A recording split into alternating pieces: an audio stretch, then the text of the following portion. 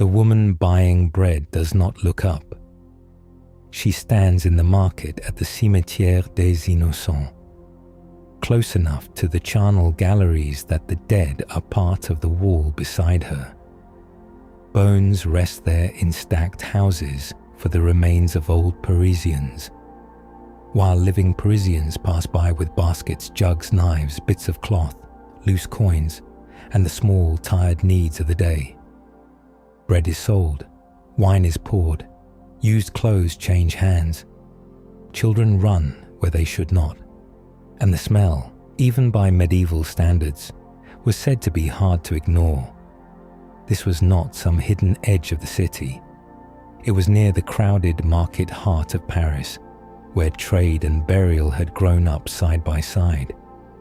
To modern eyes, the mix feels wrong. To many people in early 14th century Paris, it was ordinary.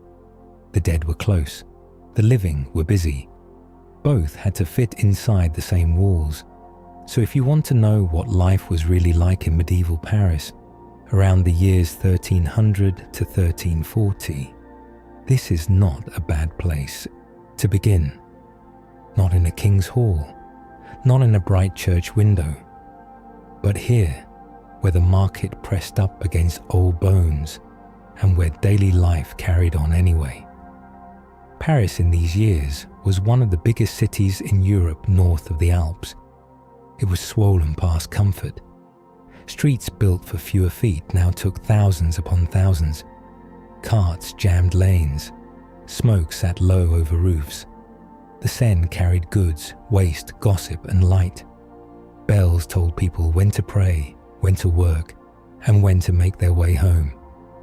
The city was rich, learned, holy, filthy, proud, hungry, crowded, and very much alive. It was also a city watched closely by the crown. For the first part of our story, the king is Philip IV, called Philip the Fair, who ruled from 1285 to 1314. He did not shape every corner of an ordinary Parisian day, of course. Most people worried more about rent, bread, water, work, and weather than the deep thoughts of the king. But Philip's reign mattered. His taxes mattered. His officials mattered. His need for money, order, and control pressed into city life in ways both large and small. Philip was tall, handsome by the standards of his age, and known for a cool, hard style of rule. He did not chatter.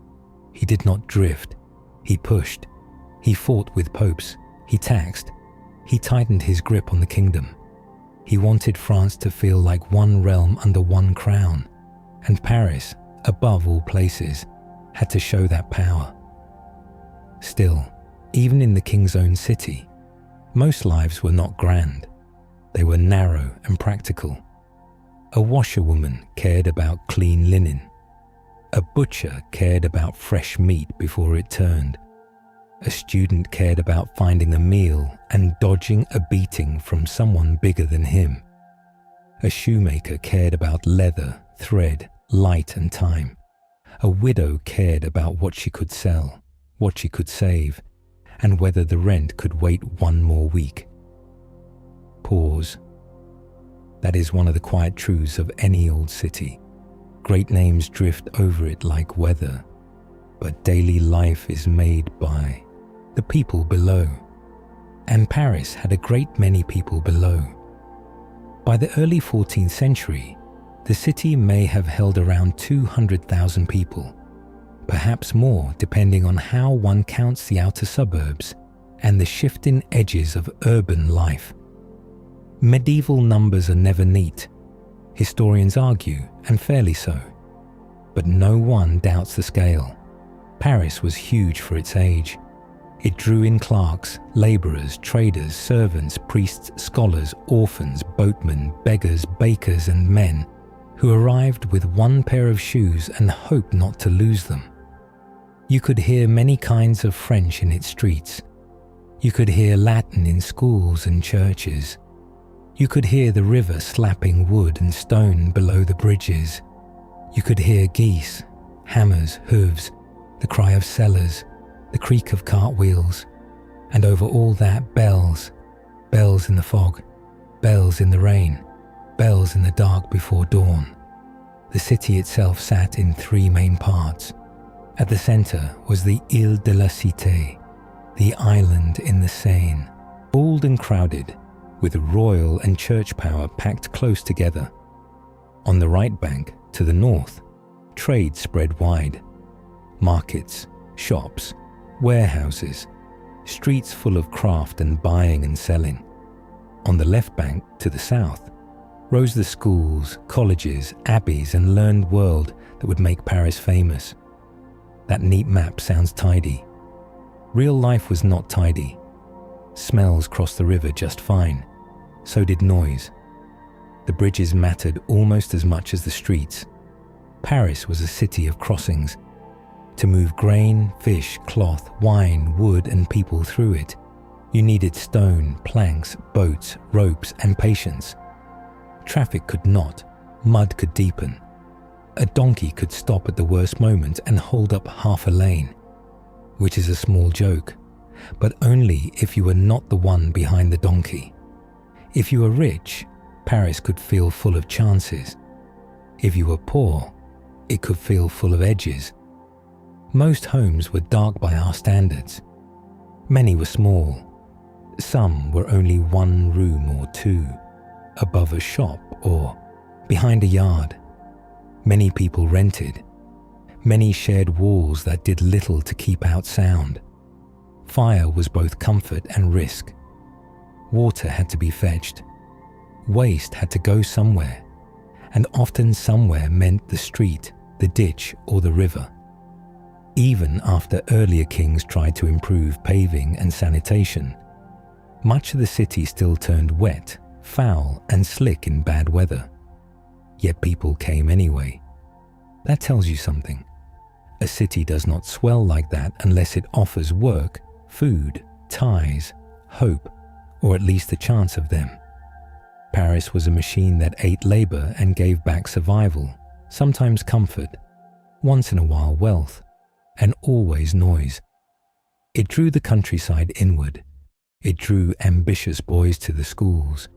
It drew women seeking service in households. It drew traders with carts and drovers with animals and churchmen with letters. It drew the lost. It drew the keen. It drew people who had nowhere else to go. And all of them had to fit within a world that was still deeply unequal. A bad nobleman and a fishwife might pass on the same street, but they did not walk through the same life. Medieval Paris was ordered by rank, wealth, work, and law. Clergy stood apart in many ways. Nobles stood high. Merchants could grow powerful. Masters of trades guarded their rights. Apprentices obeyed. Servants hurried. Day laborers waited to be hired. The poor begged, bargained, borrowed, and endured. This was a Christian city, and charity mattered. But charity did not erase hunger. Even the city's beauty sat beside its grime. Notre Dame already rose over the island, grand and solid. Churches and convents marked the neighborhoods. Some streets held fine houses with carved beams and storerooms full of goods. But just beyond them might be heaps of refuse, open drains, pigs nosing through muck, and children playing in places no child should play. Medieval people did not live in a soft haze of stained glass. They lived in weather, smoke, smell, and pressure. They also got used to things quickly. That is another quiet truth. People can get used to almost anything if it comes in small daily doses. Which brings us back to the cemetery. The Cimetière des Innocents had long served as a burial place. Over time, as graves filled and were cleared, bones were gathered into charnel structures along the edges. The place remained not only a site of mourning, but part of the ordinary fabric of urban life. Shops and markets grew around it. Crowds passed through. It became, in its strange way, both sacred and practical. That does not mean everyone liked the smell. It means they learned how to keep living near it. There is something very medieval in that. Not because medieval people were somehow less sensitive. Not because they did not care about death. Quite the opposite. Death sat close to them in law, religion, prayer, family memory, and public space. A child might see a funeral pass in the street and think little of it, because funerals passed often. A merchant might set up near old graves because that was where the buyers were. A priest might preach within earshot of traders arguing over price. The city folded all of it together. Life, trade, prayer, birth, debt, marriage, sickness, study, and burial. All pressed close, and that closeness shaped the mind. A Parisian in 1300 did not move through wide private spaces. He or she moved through shared ones, shared streets, shared wells, shared danger from fire, shared bells. Mist rises first.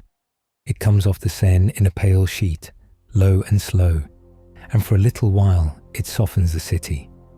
The bridges seem to float. The island sits half hidden. The roofs on both banks wait in grey light. Then the bells begin. One church, then another. Paris wakes by sound before it wakes by sun. The river is the reason the city is here, and the reason it grew so large. It carries grain, wine, wood, stone, news, travellers and trouble. It divides Paris, but it also ties it together. At the centre is the Ile de la Cité, where royal and church power sit close beside each other. To the north, on the right bank, lie the busy markets, ports, shops, and craft streets. To the south, on the left bank, rise the schools, colleges, abbeys, and the learned world that made Paris famous. In neat maps, that looks very tidy. In real life, it was not tidy at all. Smoke crossed the river, smells crossed the river, so did noise. A fish cart on the right bank could be heard by a clerk on the island. A bell on the island could rule the hour for a student on the left bank. Paris was split by water, but it lived as one crowded body. If you stood at dawn near the river stairs, you would see boatmen already at work. Grain came in from the countryside by water. Firewood came in. Wine casks came in. The city ate through huge amounts of food and fuel, and the river helped feed that need every day. In a place this large, supply was not a small matter. It was the pulse of the whole town. And Paris was large, very large for its age. Historians still argue over the exact count, because medieval numbers are slippery things, but a royal survey in 1328 counted 61,098 households in Paris, and many estimates place the population at around 200,000 or more. Even if that number shifts a little, the point does not. This was one of the biggest cities in Europe north of the Alps, swollen with people, goods, hunger, ambition, prayer, and noise. That size changed the feel of everything. A small town can breathe. A city like this pants. Streets were narrow, often only about 4 meters across on average, with tall houses rising above them. Many had a shop or workshop on the ground floor, living rooms above, and storage or sleeping space tucked under the roof. On some busy streets, houses climbed still higher. Their upper floors leaned out so far that neighbors might feel almost within reach. Light had to work hard to get down to the paving below. And those streets were busy from early on. Hooves on stone, cartwheels groaning, dogs slipping past, boys running messages, women with baskets, priests moving in pairs, porters bent under loads. a cellar of hot food, a cellar of lamp oil, a cellar of onions, a cellar of old shoes. Paris was not one voice. It was 10,000 voices, one over the next, each asking, warning, praising, bargaining, or cursing under the breath. The bells kept them in line as much as anything could. A medieval city had no clocks for common life in the way we know them now. It had bells. Bells for mass, bells for funerals, bells for danger, bells for the closing of gates, bells for the passing of hours, even if those hours were felt more than counted. You might not know the minute, but you knew when the day had turned. You knew when work had begun. You knew when darkness asked you to go home. The island at the center carried much of that authority. The royal palace stood there. So did Notre Dame, already old enough by 1300 to feel like part of the city's bones. Courts, clerics, officers, and servants moved through the same tight space. This was the heart in one sense. Law, rule, ritual. But the city's stomach lay elsewhere, especially on the right bank, where buying and selling never seemed fully done. There, north of the river, lay the great market world of Les Halles. It had grown from a market on the edge of town into one of the city's main centers, and over time, the expanding city wrapped itself around it.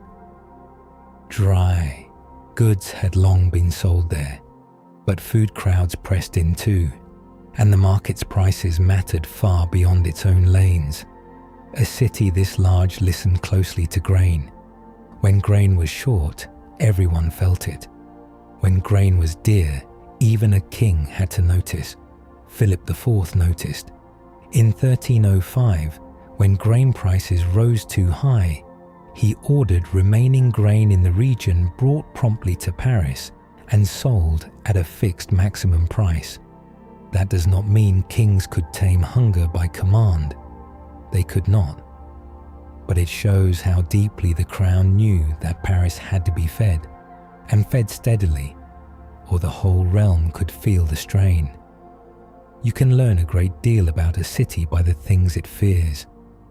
Paris feared fire, it feared shortage, it feared disorder, it feared flood, it feared sickness too, though our story sits just before the Great Plague years. But on an ordinary day, the most common worry was simpler. The city had to keep working. Bread had to be baked. Meat had to be cut. Waste had to go somewhere. Water had to be carried. Wood had to be burned. Thousands upon thousands of small acts had to happen in the right rough order. Pause. If quiet walks through old cities help you unwind, stay for more nights like this. Now, listen to the bells. They do not sound alone for long. Under them come the street cries. We do not hear the exact morning of one day in 1307 or 1312, of course. That sound is gone. But Paris became famous for its cries, for the voices of sellers who turned trade into music of a sort. Bread, fish, pies, fuel, candles, cloth, cheap things, needful things, small hot things to eat with cold fingers. A huge city teaches people to announce themselves.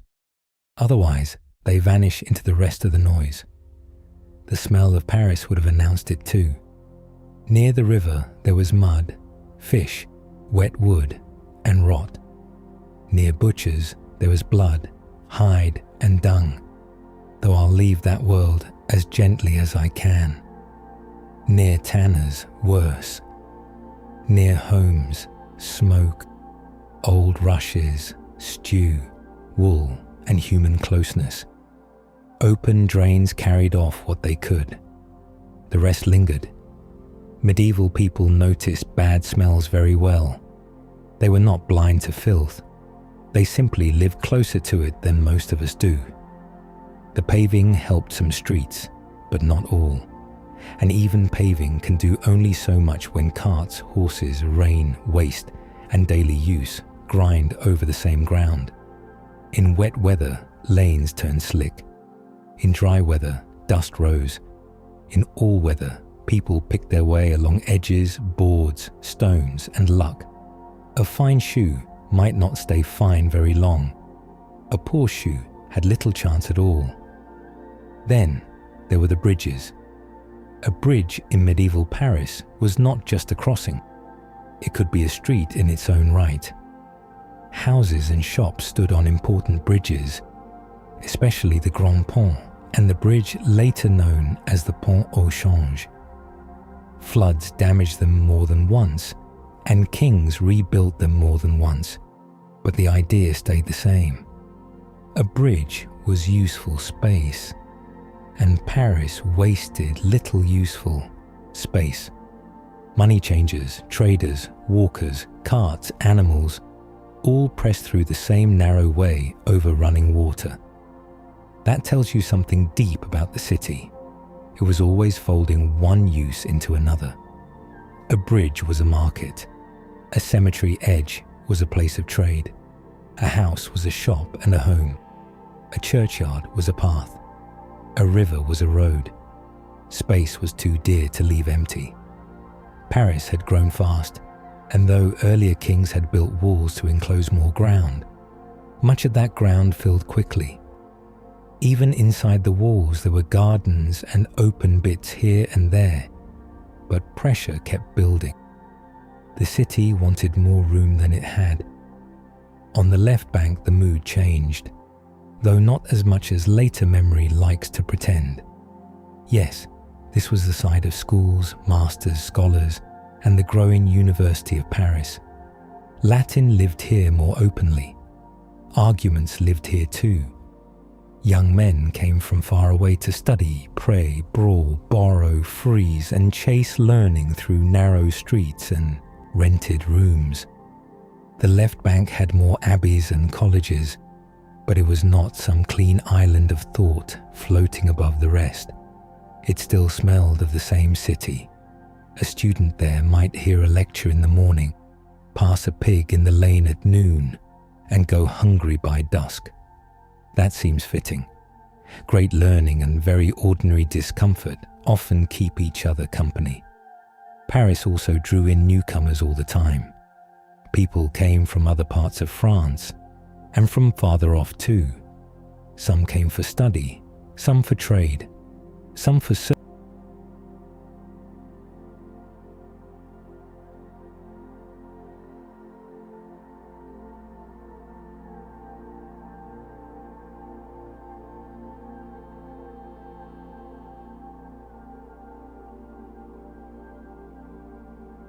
A bare foot finds the floor before the rest of the body is ready.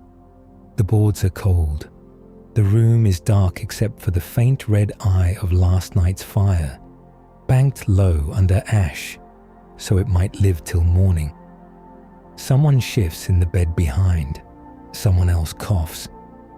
From the street below comes the first hard sound of the day, wood against wood, a shutter thrown open, or perhaps a shop bar lifted from its place.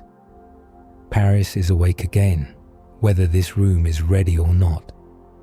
For many people in early 14th century Paris, morning began in a space that had to serve several needs at once. A room might be a workshop by day and a sleeping place by night. It might hold a family or a master and apprentice, or a widow with children, or servants tucked wherever there was floor, bench, pallet, or bed enough. Medieval records are better at naming taxpayers and trades than describing a single poor room in detail, so we have to move with some care here. But the broad shape is clear. Paris was crowded, rent mattered, and privacy was a thin luxury. If the household had done things well the night before, the fire has not died. That matters. To lose the fire means more work, more fuel, more time, and perhaps a trip to borrow a light from the neighbor. so the first hands of morning stir ash aside and feed the ember a little dry straw, a shaving of wood, a twig, then something thicker once the flame takes. It is a small act. It happens almost without thought. Yet on cold mornings it may feel like the true start of the day. A room changes quickly once there is flame in it. Faces appear, breath fades. The pot can be set on. The dark pulls back into corners. Clothes, half seen before, now show their creases and wear. A belt on a peg, a cap, a pair of shoes that have lived harder lives than their owner would have chosen. Wool hung near smoke. Linen folded if the household is tidy, dropped where it fell if it is not. In a rich house there are more things, of course. Better cloth, better bedding, more servants. In a poor one, fewer. But the same cold morning still arrives. Beds, where they were had, were often shared. That much is plain across the medieval world. A better mattress might hold feathers. A humbler one, straw, wool flock, or a simple pallet. Sheets and blankets depended on means. Curtains round a bed, which later inventories show in many households, gave warmth and a little privacy, but not everyone had such comfort. In the smaller homes of working Paris, sleep was often close, practical, and not especially private. Medieval mornings did not begin with everyone drifting off to separate bathrooms. They began with bodies negotiating space. Someone reaches for a comb. That small thing matters more than it may seem.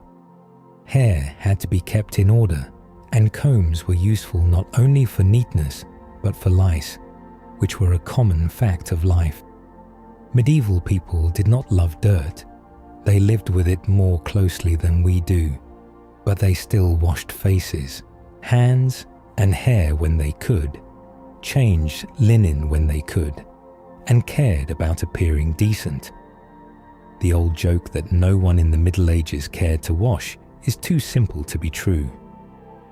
Paris had public baths in the broader medieval period, though their number changed over time, and daily washing of hands and face was ordinary good sense. The wash itself, on an ordinary morning, is likely modest. A basin, if the household owns one, a jug, a cloth, cold water on the face, hands rubbed clean enough for the day to begin. In winter, this may be done briskly and without poetry. Soap existed, so did towels. But neither turned a crowded city into comfort. You washed with what you had, where you could, and then moved on. That too is part of the feel of medieval life. Many tasks were not done perfectly, they were done enough. Then comes dressing. First the linen layer, if there is one clean or clean enough. Then wool above it, tunic, kirtle, hose, belt, hood, cap, shoes. Clothing in medieval Paris said many things at once. Warmth, status, trade, money, respectability. Good cloth costs real money. Ordinary people patched garments, turned old cloth to new uses, and wore things long after first freshness had gone. Second-hand clothes were common enough in a city this large, and repairs were simply part of life. A sleeve could be resewn, a lace replaced, a sole patched. Nothing was thrown away lightly if it could still serve. A child is dressed faster than an adult, though not always more gently. A servant is already moving. An apprentice may still be slow with sleep. Somewhere below, in the shop room or the lane, the day has already started without them. One of the plainest truths of Paris is that morning begins at different hours depending on what work waits for you. Bakers are up before almost anyone. That much the city's own trade rules make plain. The Livre des Métiers, the great 13th century collection tied to Étienne Boileau, provost of Paris under Louis, 9 set down rules for many crafts, and bakers appear there as men whose work belonged to the edge of night and morning. By our period, the details had shifted here and there, as rules always do, but the rhythm had not. Bread for a city this size could not wait for lazy mornings. It is worth pausing with Boileau for a moment. He died long before our exact years, but his record remains precious because it catches Paris at work. Not a king giving speeches, not a poet making symbols, workmen, rules, weights, measures, proper conduct, fair sale. It is dry reading in places, and that dryness is a gift. Dry records often bring us closer to real life than grand stories do. They tell us what had to be watched because it went wrong, what had to be measured because people cheated, and what had to be done because the city depended on it. So while one household is still shaking off sleep, bakers have already been busy for hours. Flour, water, salt, dough, heat. Loaves set in order. Bread was not a side note in Paris. It was the staff of daily life, and its making touched nearly everyone. Even a modest breakfast might depend on yesterday's loaf, or a fresh one bought warm if the household had coin in hand. And coin was not always in hand. That is another morning truth. You woke not only to chores, but to the quiet count of what was left. Bread, fuel, rent, time. Water comes next, or rather, the problem of water. Most homes had no private running supply. A household might draw from a nearby well, fetch from a public fountain, or carry from the river depending on place, status, and need. Earlier kings had added fountains to Paris, and they mattered, but a city of this size could never make water effortless. Someone had to carry it. Often, that someone was a servant, a child, a woman of the house, or a hired water carrier. The day's first trip with a jug or bucket was one of those ordinary acts without which city life simply failed. So the door opens. The stair is narrow.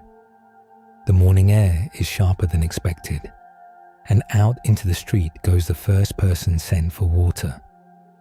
This part of the day has its own sound. Wooden pails knocking the leg.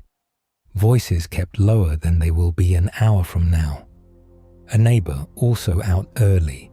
The slap of damp shoes on paving. A muttered greeting. A small wait at the fountain if others were quicker. In cities, even silence has company in it, and from all around comes the sense that nobody is fully alone. That may be one of the hardest things for a modern listener to feel at first. A medieval Paris morning is personal, yes, but rarely private. Doors open onto lanes already shared by dozens of others.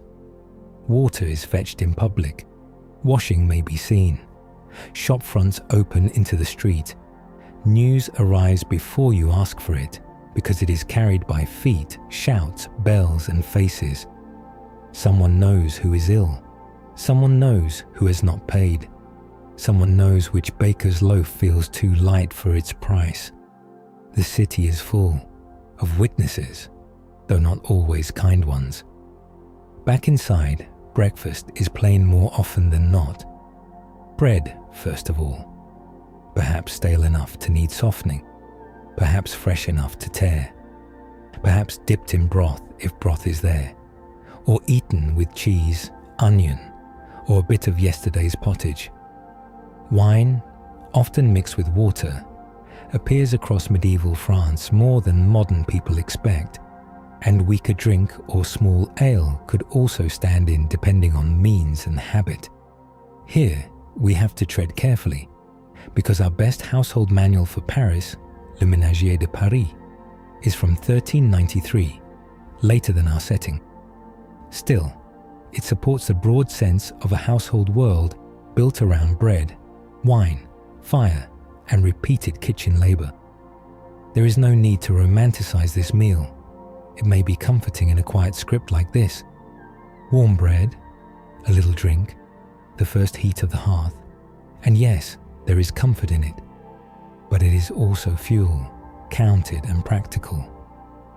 The city's poor did not breakfast in a painted dream. They ate what they could, and then they worked. A mother may already be cutting portions with care. A servant may eat standing. An apprentice may wolf down food too fast. A child may still be half asleep over the crust. These are the moments where people of 1300 come nearest to us. Not in the king's business, in the way someone warms cold hands over a fire, in the way one person nags another to hurry, in the way a household tries to start the day without wasting anything. The details differ, the feeling does not, and then the room begins to change again. Morning is not only waking, it is turning from person to task. Ash is cleared, a pot is shifted, a bench is moved, the bed is straightened or not, tools appear. The front of the house, if it is a shop house, starts to become public space. That shift matters. In a place where home and work sit close together, the line between private and public can move within minutes. One moment the family is dressing by the hearth. The next, a customer may be at the door. This is where the city's trades begin to show through the morning. A shoemaker lays out leather and awl. A chandler checks tallow. A seller of cloth lifts the bolt for better light. A woman with eggs or greens thinks about where to stand and when the street will fill. The humbler the trade perhaps, the less ceremony there is in this. Work begins because it must. That is all. By now the bells are no longer the first sound of the day.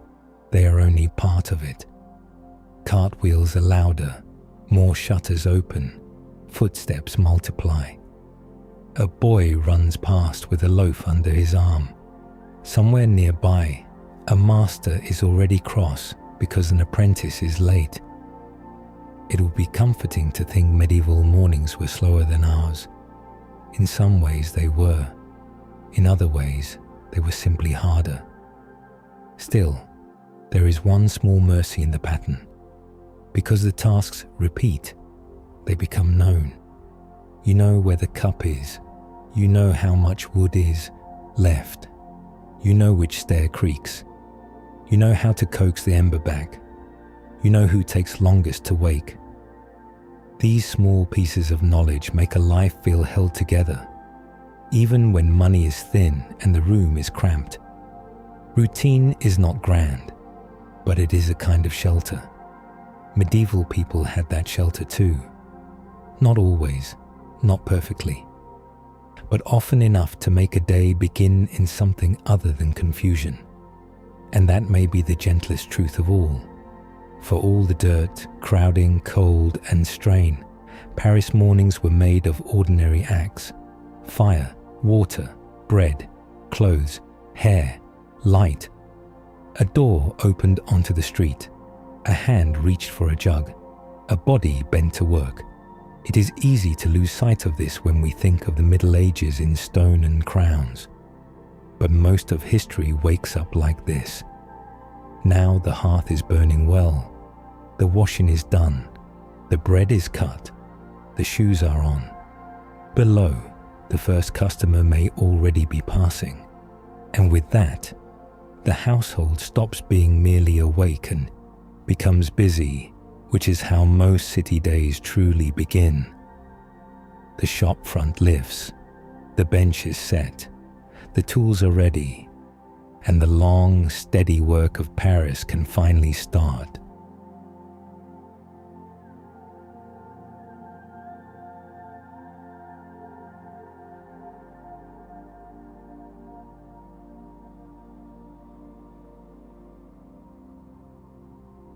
The bench sits in the corner of the shop, worn smooth from years of use.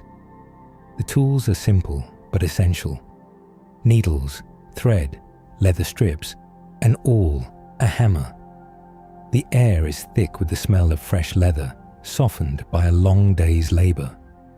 A wooden stool is pushed back against the wall, but the work, like the man who does it, is always waiting to start again. This is the rhythm of the day. It begins before dawn, when a man in a modest home stretches out from beneath thin blankets. The fire is stoked, the bread is sliced, and the first hour of work begins. For many people in medieval Paris, this was how each day began, with a task, a purpose, and a steady need to see it done.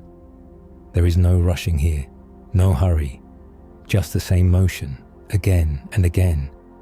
It's a quiet world of repetition, where the comfort lies not in novelty, but in knowing what's coming. The shoemaker picks up his leather, which is stiff and strong. It needs work. It needs shaping, softening, stitching. His hand runs across the smooth side, feeling for imperfections before he begins to cut. Every movement is practiced, every step known by heart. A master shoemaker could make a pair of shoes in a day, depending on the work, the leather, and the customer's needs. But even a master knew the work was only half done once the shoes were finished. There was always a shoe to repair, a stitch to replace, a sole to reinforce. The shop, in its quiet way, never truly emptied. The rhythm of it becomes hypnotic.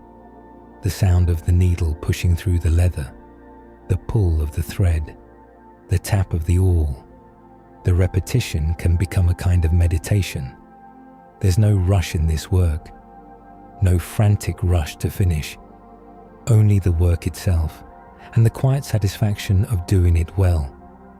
A shoe is not just an object, it is a story, a memory, a pair of feet waiting to wear it.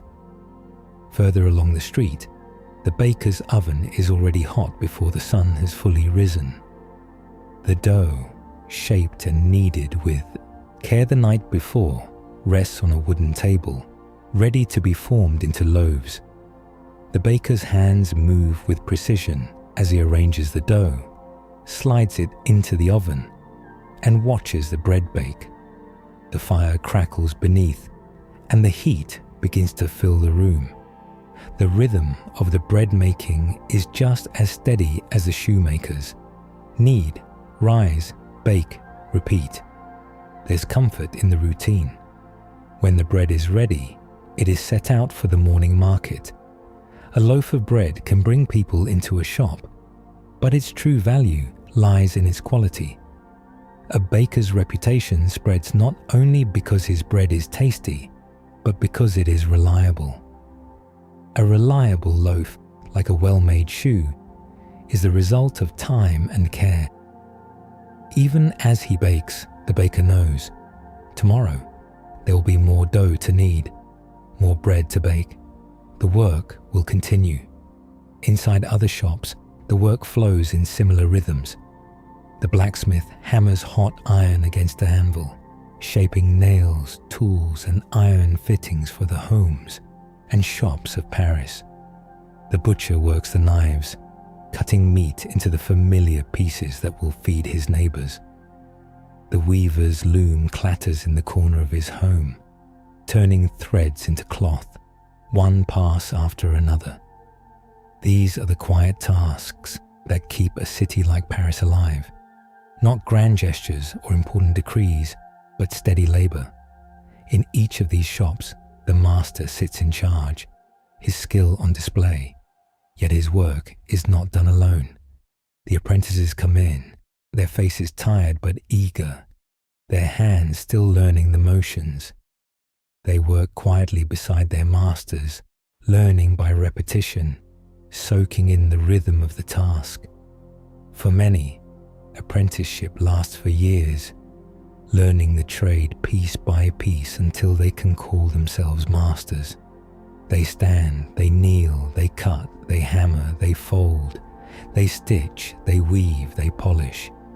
The work is tiring, but it holds a certain pride. There is pride in knowing the trade. pride in making something useful, pride in the steady rhythm of the day, in the city's small, steady acts. And in that pride, work becomes more than labor. It becomes identity. It becomes purpose. But it is not easy. It is tiring. A craftsman's hands bear the marks of his trade. The labor can be long, the hours often stretching into late evenings with little rest. The rhythm of work in Paris is not filled with moments of quiet reflection.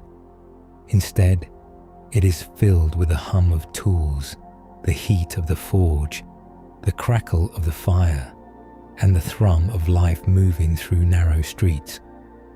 Still, a craftsman's pride is not only found in the quality of his work, but in the strength to continue. This is where the work truly begins, not in the first stretch of the morning, but in the hum of routine that fills the day. The work continues, quietly, rhythmically, never stopping for long, always moving toward the next moment. The workshop door opens, and the craftsman is greeted by the light of the midday sun.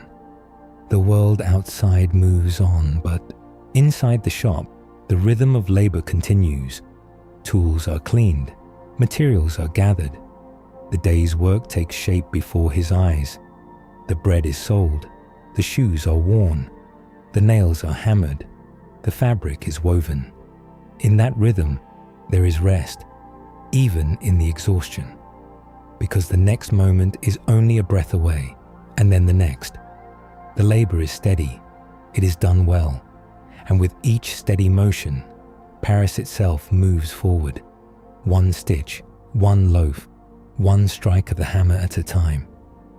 The workday continues, gently swaying between task and rest, and soon enough, the sounds of the shop fade into the background, filled by the more familiar hum of the street. The market stirs. The baker's door creaks open once more. The sounds of life fill the spaces between the work. And when the door closes, the craft is done for today. Tomorrow, the rhythm returns. Steam rises from the pot, the scent of simmering broth warming the room as the fire crackles softly in the hearth. The bread is ready, its crust golden, the air filled with the familiar, comforting smell of fresh baking. A loaf is sliced, and the first chunk is torn off by a child standing beside the hearth. It's the simple act of a meal beginning, of food beginning to fill the gap between a long, hard morning of work and the promise of rest. Bread is the centerpiece of every meal in Paris. It is the most common food in every house. The bread is eaten with whatever else is available. A bit of cheese, a few onions, perhaps a cold piece of fish or meat, but always with bread. If you are fortunate enough to have a richer meal, a piece of meat might join the loaf. But for most, bread is enough. It always has been. Bread is what fills the stomach. Bread is what makes a meal. It is, quite simply, the staff of life. For many people in early 14th century Paris, the meal that began the day was simple. Breakfast was often a small meal, perhaps a slice of bread, some watered wine, or even small ale. A light meal to get the body moving, to prepare for the work ahead. It wasn't much, but it was enough. For a city this big, this crowded, this busy, what mattered was the routine, not the luxury. Bread and drink, bread and drink. A hand reaches across the table for another slice. The rhythm is set. Lunchtime, though, is the heart of the day's meal. Here, the simple but comforting rhythm continues. A pot of stew or broth sits at the center of the table. The meal is shared. Perhaps there are some vegetables mixed in. Onions, leeks, cabbage, beans, root vegetables. Whatever can be gathered from the garden or the market. The bread is torn in chunks, used to soak up the last of the broth, and maybe, if you are lucky, a few pieces of salted fish or dried meat are added to the dish. There is no rush. The rhythm of the meal is slower here, and the chatter around the table rises with the warmth of the food. It is a shared moment, one of the few in a day so full of labor and bustle. Dinner, by contrast, is a bit more elaborate, though still simple by our standards. Wealthier households might add more variety to the table, a roast, perhaps, or a heavier sauce made from spices, vinegar, or stock. For the rich, wine flows freely, and there are sometimes fruits or sweets for dessert. But even for the wealthier families, the meal is a communal affair. A single table might hold everyone in the household, with servants and children sitting alongside the master of the house. It is less about the food and more about the connection that comes from eating together. Even in the simplest of homes, meals serve as a reminder of the close-knit nature of Parisian life. Everyone, no matter their rank, shares in the same rhythm. Even though each household's table looks different, the meal itself holds a steady pattern. The act of sitting down to eat is a familiar ritual. It's not the extravagance of the food that matters. What matters is the act itself, the gathering, the sharing, the nourishment of body and spirit, and the meal, like the work that came before it, falls into rhythm. The same way a shoemaker stitches, a baker kneads, or a blacksmith hammers, the family works together to break bread, passing dishes around the table and making room for everyone. Meals are often eaten from communal dishes. The same bowl of stew is passed around the table. Plates, if they exist, are rare, and bowls are more common. Bread is used as a utensil. It soaks up the stew, sops up the last bits of sauce. The smell of the meal mixes with the scent of the fire, the warmth filling the room. It's a meal that brings people together in more ways than one. Whether it's a simple breakfast, a humble lunch, or a grander dinner, the food serves as a symbol of shared life, of the quiet unity of a city that must work together to survive. The ritual of the meal, with its repetition, its simplicity, its rhythm, connects people to their work, to their families, and to the city itself. And even on the roughest days, when there may not be much to eat, there is always the comfort of a shared table, a shared loaf, a shared moment of calm before the work of the afternoon begins again. The baker's shop is filled with the scent of fresh loaves as customers arrive to pick up their morning bread. For many Parisians, a meal like this is all they'll have until the next day.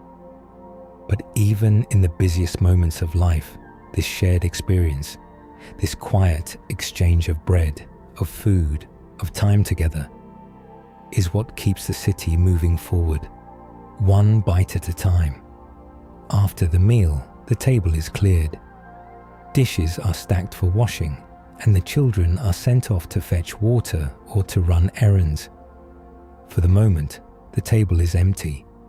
The noise of eating fades away, but the warmth of the meal lingers in the room. The fire crackles softly. There is time now for quiet reflection. The hum of the city rises in the distance. The day continues, but for now, there is stillness and there is rest. And with the meal done, there is peace, however brief, before the work of the evening calls. And as the breadcrumbs are swept into the hearth, the last of the meal is gone. The table will be set again soon. But for now, the rhythm of the day moves gently forward, steady, unhurried, into the next task A small water basin sits by the hearth. It is filled with cool water from the well, ready for the day's washing. A comb lies beside it, its teeth narrow and wooden, worn smooth from use. The room is quiet, the air warm from the fire, but the body still feels the weight of the day. There are tasks to do before the work of the house continues, and one of those is to clean. In medieval Paris, cleanliness was a constant negotiation. Public baths were common, but they were less about hygiene than they were about socializing, about gathering and talking with neighbors and friends. You would not expect to leave a public bath sparkling clean, but you could expect to leave with a good deal of conversation and perhaps a little perfume. For most Parisians, bathing was not the regular thorough cleansing we might imagine today. It was more about refreshment and maintaining a kind of regularity. For the wealthy, a bath could be part of a daily routine, though even then, it was less about scrubbing the skin clean and more about keeping up appearances. For the poorer people of Paris, especially in the 1300s, the practice was much more modest. A simple basin of water would do for the morning wash, hands, face, and perhaps a quick rinse with a cloth to clear away the sleep of the night. Cleanliness was valuable, but it was also practical.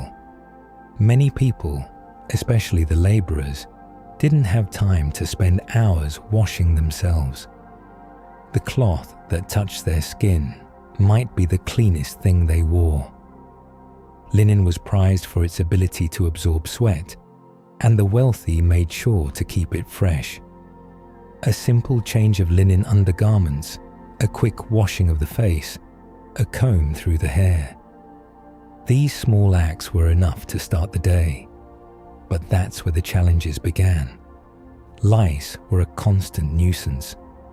Paris, with its crowded houses, its narrow streets, and its lack of widespread sanitation, was a city where lice thrived.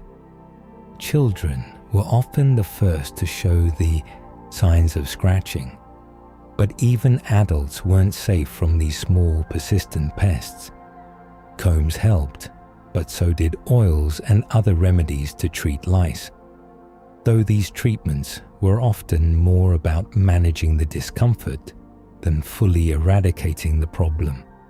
Hair care, much like washing the face, was a routine part of the morning. Both men and women combed their hair to remove tangles and lice. They also trimmed it as needed, though short hair for men was not as common as longer, tied-back styles. Women, in particular, took care in braiding their hair or keeping it neatly arranged. Hair was a marker of one's social class, and so, while it was kept clean, it was also often a subtle indicator of wealth. Those who could afford it might use perfumes, oils, and scented flowers to mask the everyday smell of body odor. But for many, it wasn't just their hair that caused trouble. The city's lack of proper sanitation meant that waste had to be dealt with in ways that were far less organized than we would expect today. People either had privies in their homes, or they would throw waste into the streets, depending on where they lived. Parisian streets, especially in the more crowded parts, were often sticky with refuse. There were designated areas for waste, but they were hardly ever maintained. Many houses, especially those of the working poor, lacked even a proper privy, so people in medieval Paris had to rely on whatever worked. A small corner or a public place, perhaps near a market or along the riverbanks. For those who were ill, the situation was more complicated. The Hôtel Dieu was Paris's oldest hospital, serving the sick poor, the elderly, and anyone who could not afford the care of a physician. It wasn't a place of comfort, but it was a place of necessity. Hospitals in this time were places of last resort. Medical knowledge was rudimentary, and healing was often based on theories passed down through centuries of belief, superstition, and trial and error. Most of the treatments used by physicians, barbers, and herbalists today would seem strange. Bleeding, leeches, and herbal potions were common, and many people, particularly the poor, relied on folk remedies, herbs they grew themselves, or ointments they learned about through word of mouth. Still, for those who could afford it, the more formal care from barber surgeons and physicians offered better hope for recovery, though that hope was often limited. Yet there was a strange comfort in the routines of daily hygiene, even as imperfect as they were. A woman who swept the floor might also care for her face with water and a cloth, brushing through her hair before settling in to eat. A man who worked as a labourer might return home at night and wash his hands, even if it was with little more than a basin of water. The discomforts of the time were there, but so were the rituals that made life bearable.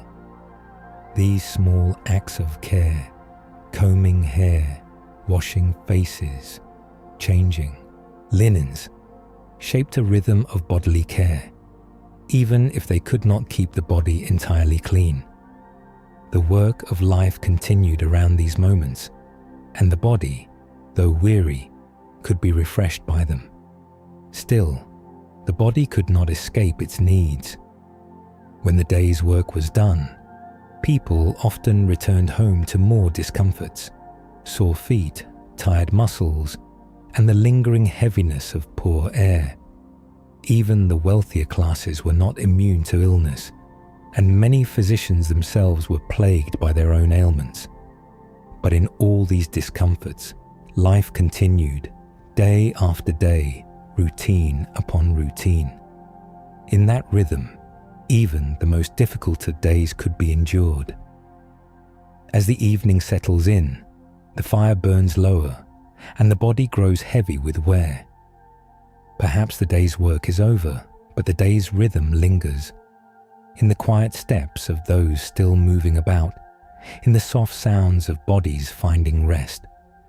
The rhythm of care, of cleanliness, of bodily discomfort and relief is one that settles into the day. The warmth of the hearth, the quiet of the house, and the care for the body turn into rest for the night. In the end, it is the simple comforts of life, a warm fire, a clean cloth, a comb run through the hair, that offer the small respite from the challenges of the day. And for just a moment, before the night truly takes over, there is peace.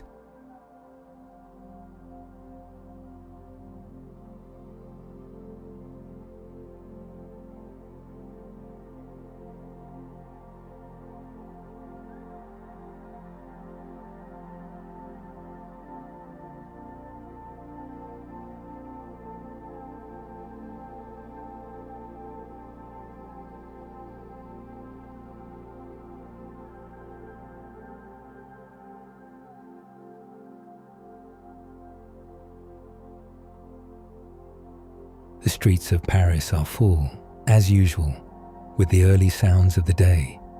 Clattering carts, the sharp call of a market seller, the distant ringing of bells marking the hour.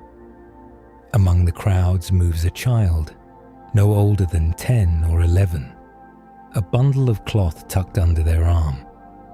They are running an errand for their mother, perhaps to fetch some bread or to carry a message to a neighbor.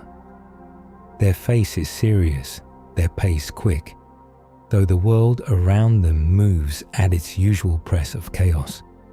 In their small hands, the weight of the task is not felt. The city is their world, and they fit within it, moving through the rhythm of daily life. This child is part of a larger family, though not always the one they are born into. In medieval Paris, family was often a flexible concept. It wasn't just about blood ties. It was about the people who shared space, responsibility, and care. Children, of course, were born into these families, but in many ways, children were seen as part of the labor force. They were expected to contribute early, whether by running errands like this one, or by apprenticing in the family business. Work and family were bound together, and love was expressed not just in affection, but in the shared load of daily survival. In the medieval Parisian home, the lines between family and household were blurred. A servant could be as close to the family as an older sibling, especially in a wealthier household. The household was a unit of labor, not just of blood, and this included apprentices and servants who shared in both the work and the rewards. A servant, like a child, might run errands for the family, help prepare meals, and look after the household's needs. In return, they received room, board, and some small measure of training. The bonds were not always those of affection, but they were bonds nonetheless, and they mattered. But even in these practical relationships, affection still found a way through. A mother might scold her child for playing too long by the river, but when that same child returned home, they would be wrapped in warmth, not just from the fire, but from the quiet care their mother showed through her actions. The meal prepared, the clothes washed, the familiar rhythms of the day. The bond between parent and child was built as much on everyday tasks as on tenderness. Children, though expected to contribute, were still loved in the quiet moments between chores, in the shared spaces of the home, where each person found their place and their role in the family's functioning. A father might leave the house at dawn to tend to his work, whether it was as a blacksmith, a weaver, or a carpenter. But before he did, he would take a moment to kiss his children, to remind them that their labor too mattered in the whole. The family's small rituals, even the quiet exchange of a kiss on the forehead, carried weight. They were ways of saying, "You are part of this. You are seen." As the day wore on, the work continued. A mother, having sent her child to the market, might gather the family together for a meal, where each person would contribute in their own way. For the rich, it might be a more formal affair, with several courses and the luxury of wine. For the poor, it would be bread, stew, and whatever could be spared. The bond here was simple: shared nourishment, shared time, and a moment to rest before the next task. Even when the meal was plain, the act of sitting together around a table was something more than just eating. It was the anchor of the day, the moment when the family would pause, if only briefly, from their tasks. For some, this moment would be less about the food than about the connection. The master craftsman might call his apprentice to sit with him and the family. The apprentice might not yet be part of the blood family, but they were a part of the household in every other way. They had a place at the table, a place in the work. The bond of apprenticeship could be close, built on shared meals, shared hardships, and shared goals. A master could come to rely on an apprentice, just as an apprentice could come to depend on their master for not only skill, but support, both personal and professional. Friendships, too, were woven into the fabric of daily life. People who worked alongside one another, whether in the same trade or in the same neighborhood, often formed bonds that went beyond mere convenience. In the guilds, Friendships grew as naturally as work did, as people saw each other day after day, shared the struggles of their labor, and celebrated the small victories. These friendships, though informal, created networks of support. In a city this size, having someone to rely on, whether for advice, companionship, or help in times of trouble, was vital. The bonds of friendship were often tested by the difficulty of life, but in many ways, they were just as important as the bonds of family. Still, in the end, it is the family, whether by blood or by bond, that holds the most weight. Even as children grew up and left the household to marry or begin their own work, they would return for the family rituals, the shared meals, the quiet moments that made the day meaningful.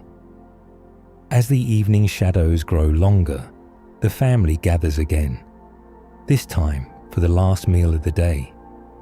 They sit together at the table, sharing what little they have left, talking softly, perhaps laughing, and reflecting on the small moments of their day. The bond of family, of community, of shared lives is renewed again. In the steady rhythms of daily life, it is these small acts of connection that hold everything together. The tender touch, the quiet care, the shared silence after a long day of work.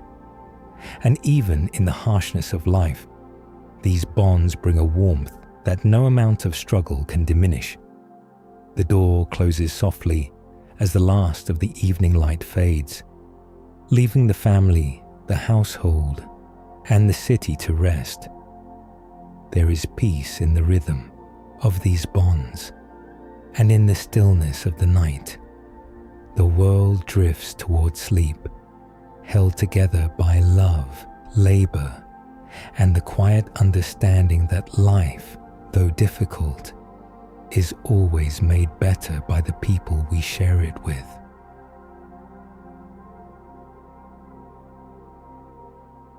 Candlelight flickers softly against the stone walls, casting long, trembling shadows across the small chapel. The scent of wax and incense mixes with the faint echo of whispered prayers. Inside, a few figures kneel, heads bowed, their hands crossed over their chests, whispering their devotions to the saints. The low murmur of the prayers blends with the quiet sound of the city outside. But here, in this small space, the world is still. There is only the presence of the divine and the soft rhythm of belief that threads through the hearts of all those who seek comfort in this place. Religion was not a distant thing in medieval Paris. It was woven through the fabric of everyday life, as much a part of the rhythm of the city as the bells that marked the hours or the work that filled each day.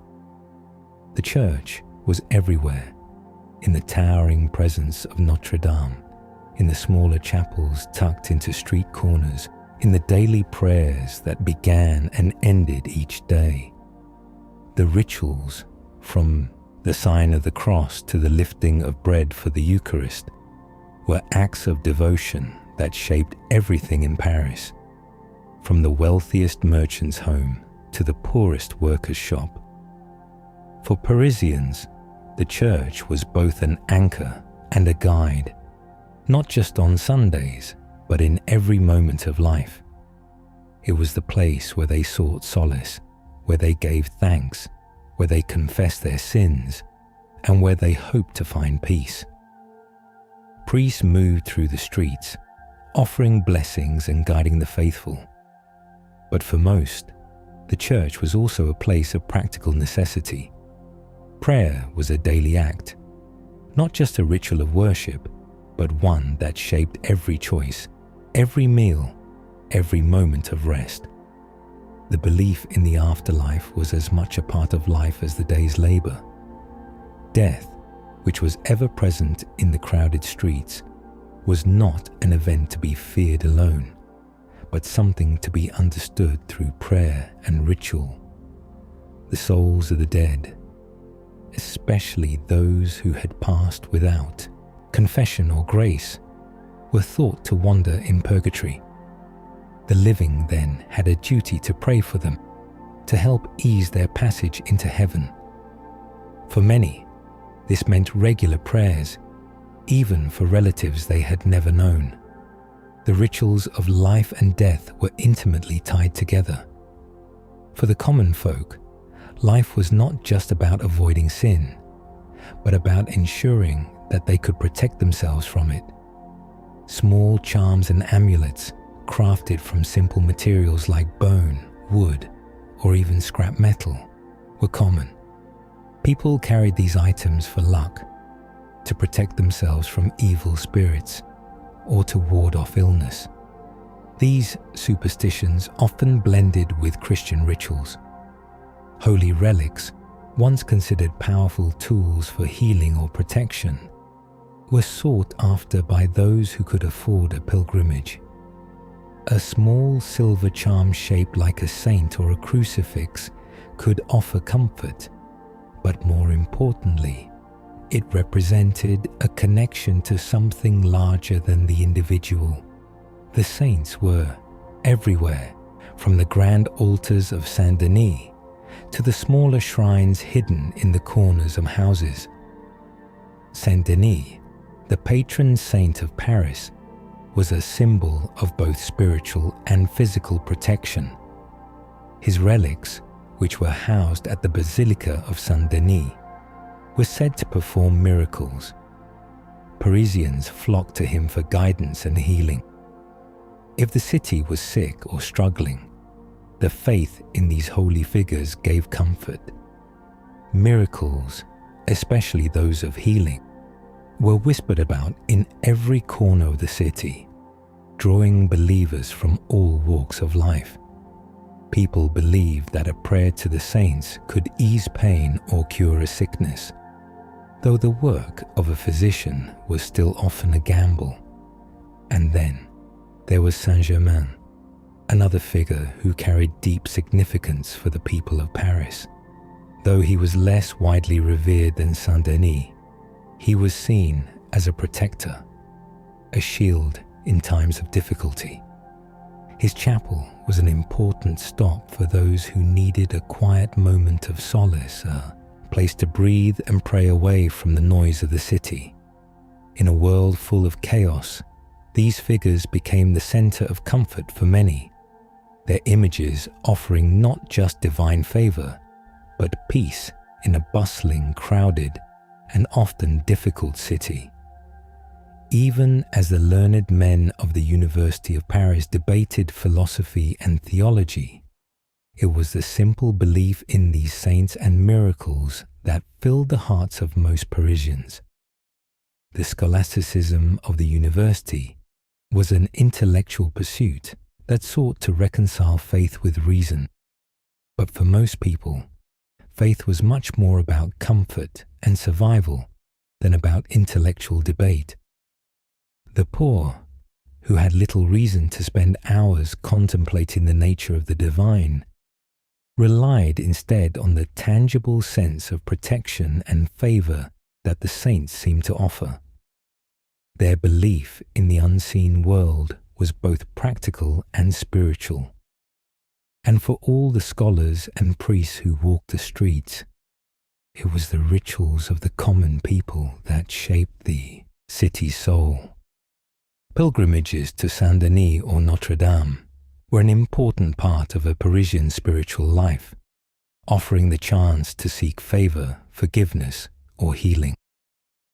Pilgrimages were often difficult and sometimes dangerous, but they were also a vital expression of faith, a tangible way of demonstrating devotion. People believed that by walking to the sacred sites, they could not only show their faith, but also gain divine intervention.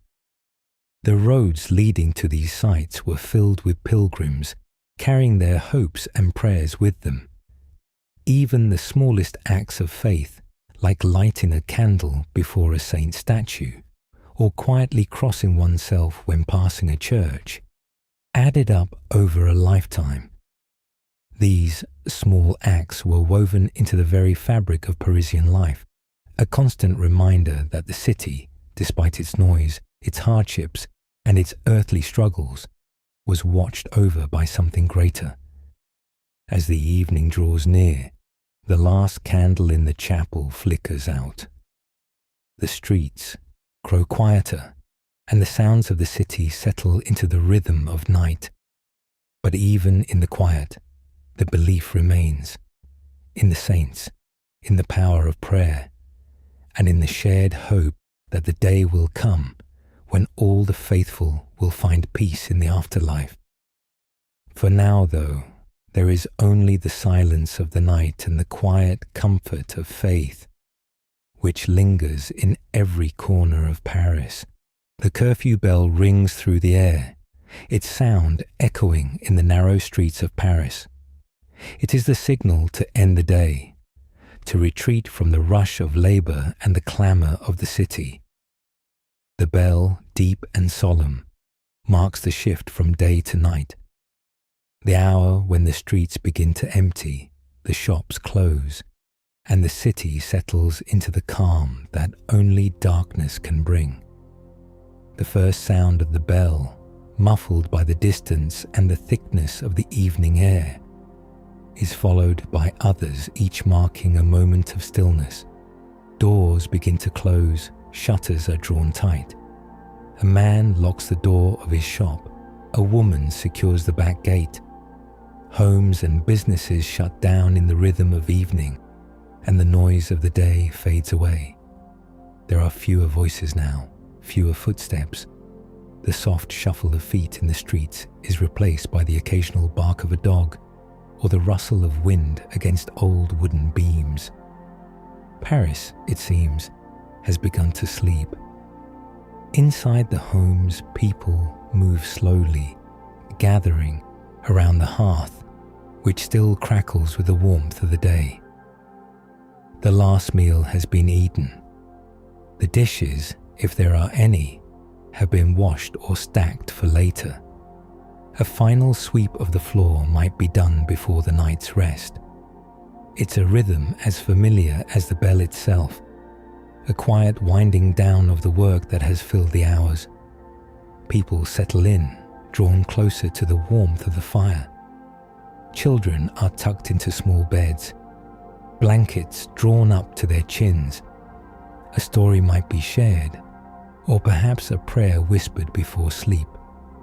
The warmth of the hearth becomes a small sanctuary in the deepening chill. The night air outside has grown cold, a sharp contrast to the heat of the kitchen or sitting room. The warmth from the fire presses in close, making the shadows on the walls stretch long and quiet. There is a peacefulness in the stillness that fills the room. Even the occasional rattle of the shutters against the wind feels more distant now, as if the world outside has been left behind for the moment. Nightfall in medieval Paris meant darkness for many. There were no streetlights to cut through the gloom, no lamps to cast their glow along the streets. Only the moon, when it rose clear above the rooftops, and the stars gave any light at all. In the narrow alleys, Paris was almost entirely dark. The dim light from the hearths and the occasional candle inside homes cast faint, flickering reflections on the walls outside. The streets, now empty of their earlier life, were swallowed up by the dark. The sounds of the city are quieter now. The hustle and bustle of trade and talk have given way to the subtle noises of the night. The rustle of leaves, the creak of wood, and the occasional sigh of the wind passing through narrow streets. In the distance, a dog barks once or twice, but it is far off. The heavy, familiar rhythm of the city is softened. Even the hum of life seems to slow, giving way to the cool silence of the night. As the warmth from the hearth settles, The mind begins to drift. The work of the day has ended. The last chores have been completed. Now comes the peace of the night, the quiet that comes with the closing of shutters and the shutting of doors. Paris, now in its sleep, rests.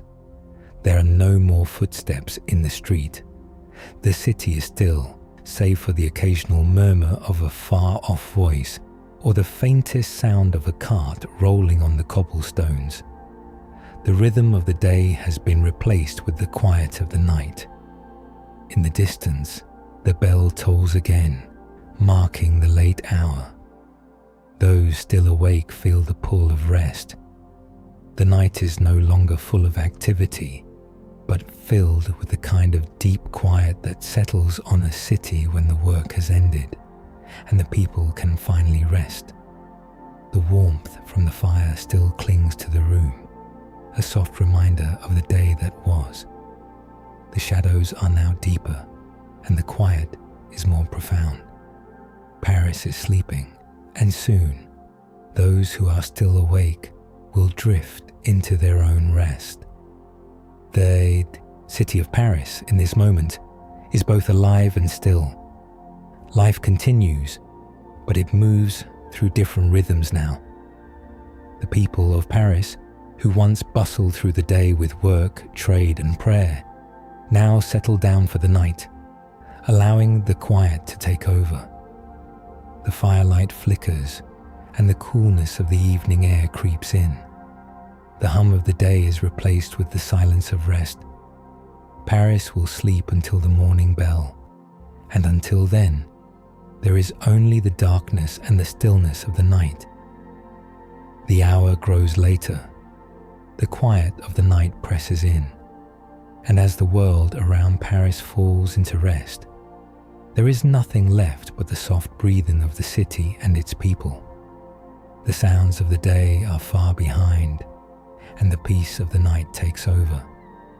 A slow, steady calm fills the air as the last flicker of candlelight fades.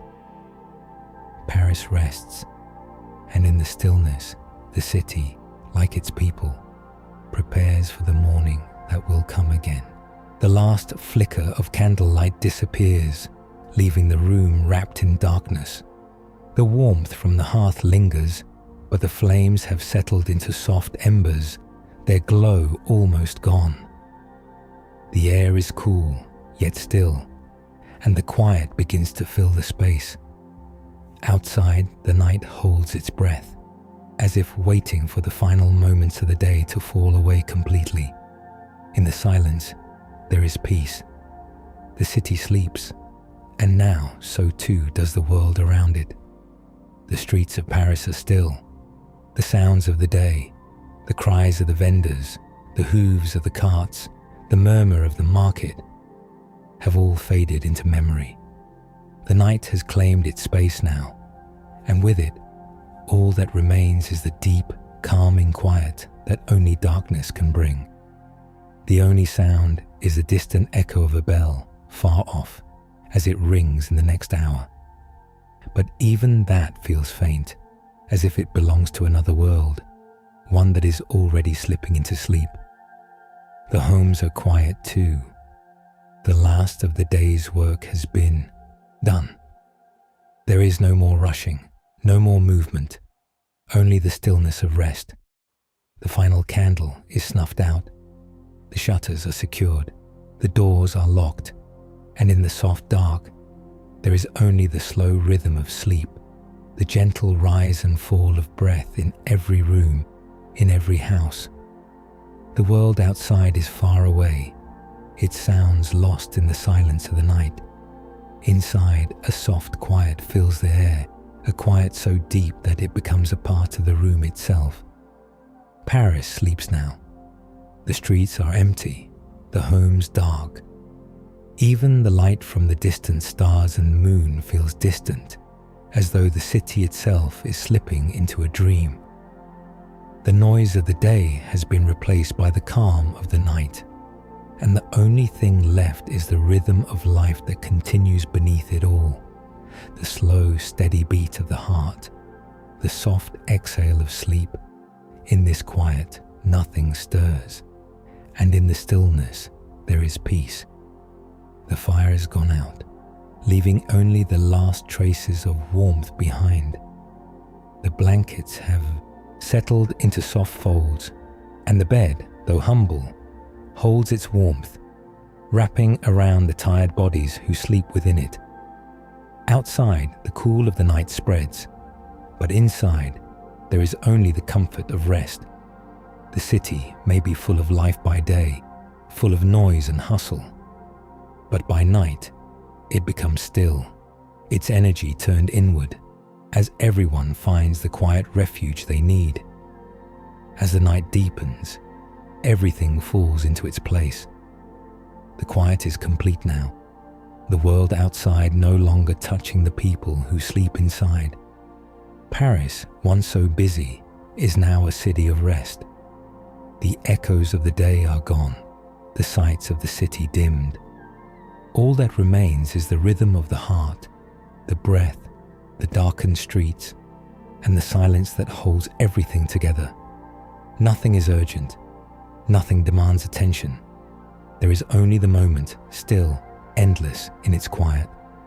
And in that quiet, the city rests, the people rest, and you too are invited to drift away. The world has slipped into its own quiet, darkness, and with it, the day is finished. It's time now to let go, to follow the calm, to rest.